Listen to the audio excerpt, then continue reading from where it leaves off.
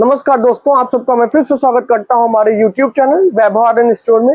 दोस्तों, आज के वीडियो में मैं बात करूंगा कि अगर जो आप अपना पेंट का बिजनेस चालू करने की सोच रहे हैं तो कौन कौन से फैक्टर्स हमको दिमाग में रखने चाहिए कि किस कंपनी का, जैसे मान लीजिए किसी भी कंपनी का काम करना है तो किस कंपनी का काम हम कर सकते हैं और क्या क्या फैक्टर्स होने चाहिए जो हमें दिमाग में हमने रखने चाहिए पेंट बिजनेस चालू करने के समय। दोस्तों, बहुत से लोग जो है पेंट का बिजनेस चालू करना चाहते हैं लेकिन वो समझ नहीं पाते हैं कि हमें किस कंपनी के साथ काम करना चाहिए। तो दोस्तों, आज का वीडियो हो सकता है आपको थोड़ी हेल्प करे। ये वीडियो उन लोगों के लिए जो अपना पेंट का बिजनेस चालू करना चाहते हैं, तो मेरे साथ आइए वीडियो में आखिर तक जरूर बने रहें। दोस्तों, किसी भी पेंट बिजनेस चालू करने के लिए मैंने कुछ फैक्टर्स बनाए जो मेरे अपना प्रीव्यू है कि ये फैक्टर्स होने चाहिए। दोस्तों, सबसे पहले जो है फैक्टर है प्रॉफिटेबिलिटी। कोई भी व्यापार करने जा रहे हैं बगैर प्रॉफिट के आप क्या व्यापार करेंगे। तो दोस्तों, सबसे पहला जो पॉइंट है प्रॉफिटेबिलिटी। दोस्तों, मान लीजिए आप कोई भी बिजनेस करने जा रहे हैं, उसमें प्रॉफिट ना मिले और आप शुरू में करने जा रहे हैं, उसमें पहले इतना कंपटीशन हो कि आपको कोई प्रॉफिट अर्न करने का मौका ही ना मिले, तो आप कैसा फील करेंगे। दोस्तों, उसी के लिए कोई भी पेंट का बिजनेस, ये पेंट बिजनेस की बात कर रहा हूं, कोई भी पेंट बिजनेस करने जा रहे हैं तो उसमें दो चीजें बिल्कुल सुनिश्चित करनी है। पहला कि आप उससे इनकम अर्न कर पाएंगे कि नहीं कर पाएंगे। इनकम अर्न कर पाएंगे तभी आप पेंट का बिजनेस करने की सोच रहे हैं। जब इनकम ही नहीं होगी तो किस चीज का जो है बिजनेस रहेगा।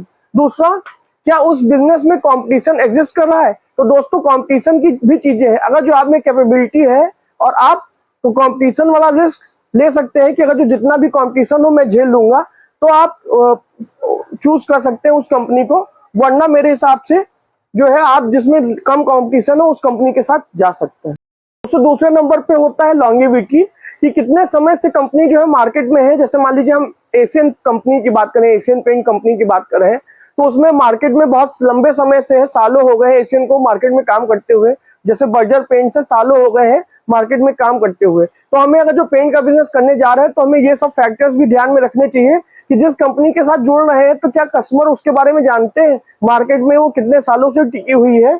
या फिर कोई ऐसी भी पेंट कंपनी हो सकती है, जैसे आजकल मार्केट में एक नाम चला हुआ है बिरला ओपस का। तो दोस्तों, क्या ये मार्केट में चल जाएगी। दोस्तों, मुझे लगता है कि मार्केट में चल सकती है, क्योंकि इसका जो बैकअप है, मतलब कि ये Aditya Birla group of companies का पार्ट है, तो ये फ्यूचर में इसके चलने के चांसेस हैं। तो इस टाइप की भी कंपनी का आप डीलरशिप ले सकते हैं। और भी बहुत सी कंपनी है जिसका आपको विचार करना है कि आपको किस कंपनी का काम स्टार्ट करना है। उसमें जो है हमें देखते हैं कि लॉन्गेविटी कितनी है, कितने लंबे समय तक वो कंपनी चल जाएगी या कितने समय से कंपनी काम कर रही। ये दो फैक्टर आपको दिमाग में रखने होंगे। दोस्तों, जो तीसरा सबसे बड़ा फैक्टर है वो है ट्रांसपेरेंसी। दोस्तों, जिस कंपनी से आप काम करना है, जिससे सोच रहे हैं आप काम करने की, वो कितनी ज्यादा अपने स्कीम समझाने में, अपना अकाउंट में कितनी ट्रांसपेरेंट है। दोस्तों, हमें सबसे पहले तो ये देखना है कि किस, जैसे एशियन कंपनी है तो उसके डीलर्स उससे कितने सेटिस्फाइड हैं। ये आपको मार्केट में रिसर्च करनी पड़ेगी। कितने डीलर सेटिस्फाइड है, क्या स्कीम्स कंपनी देती है, थोड़ा बहुत आपको नॉलेज मिल सकती है इसकी। और अकाउंट्स कैसे हैं कंपनी के, मतलब जैसे डीलर्स के काफी बार शिकायतें होती है कि हम फला कंपनी से काम कर रहे हैं लेकिन उस कंपनी का अकाउंट्स में बहुत झोल होता है। तो दोस्तों, हमें ये बात भी ध्यान में रखनी होगी कि किसी भी तरीके का अकाउंट्स में दिक्कत ना हो, स्कीम्स प्रॉपर्ली डीलर्स को कन्वे की जाए। तो हमें उसी कंपनी से काम करना चाहिए जिसकी स्कीम्स और जिसका अकाउंट सटीक हो। दोस्तों, चौथे नंबर पे जो सबसे इंपॉर्टेंट फैक्टर है प्रोडक्ट रेंज। दोस्तों, किसी भी कंपनी से आप जुड़ना चाहेंगे उसके पास अगर जो लंबी प्रोडक्ट रेंज है तो आपके लिए बहुत ही बेनिफिशियल है, क्योंकि आप एक ही कंपनी से जुड़ के उनकी पूरी रेंज अपने पास रख सकते हैं।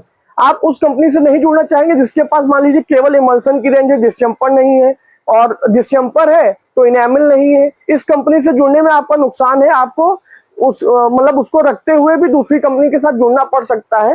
तो मेरे हिसाब से उस कंपनी से आप लोग जुड़िए जिसके पास पूरी पेंट लाइन की कंप्लीट रेंज हो। चाहे वो आप पुट्टी की बात करें, चाहे वो प्राइमर की बात करें, चाहे वो इनेमल की बात करें, चाहे वो वाटर प्रूफिंग की बात करें, या चाहे वो जो है आप वुड पॉलिश की बात करें, उसके पास पूरी रेंज होनी चाहिए।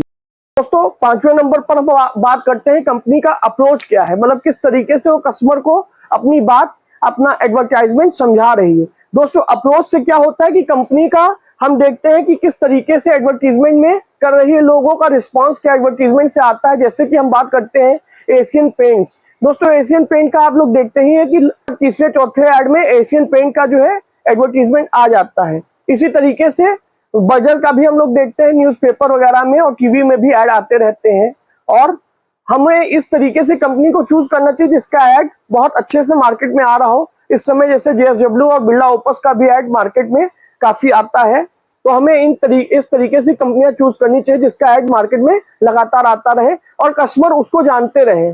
क्योंकि अगर जो कस्टमर नहीं जानेंगे, आप जिस कंपनी से काम करने चाह रहे हैं, कस्टमर ही नहीं जानेंगे उस कंपनी के बारे में, तो आपको खुद मेहनत करनी पड़ेगी, खुद समझाना पड़ेगा कि भैया ऐसी भी कोई कंपनी एग्जिस्ट कर। दोस्तों सबसे इम्पोर्टेंट और लास्ट पॉइंट जो है रिलायबिलिटी। जिस भी कंपनी से हम काम करें, क्या वो भरोसे की कंपनी है? दोस्तों आप भी अपना बिजनेस करेंगे तो यही सोच के करेंगे कि सालों साल हम बिजनेस करेंगे, उससे प्रॉफिट अर्न करेंगे।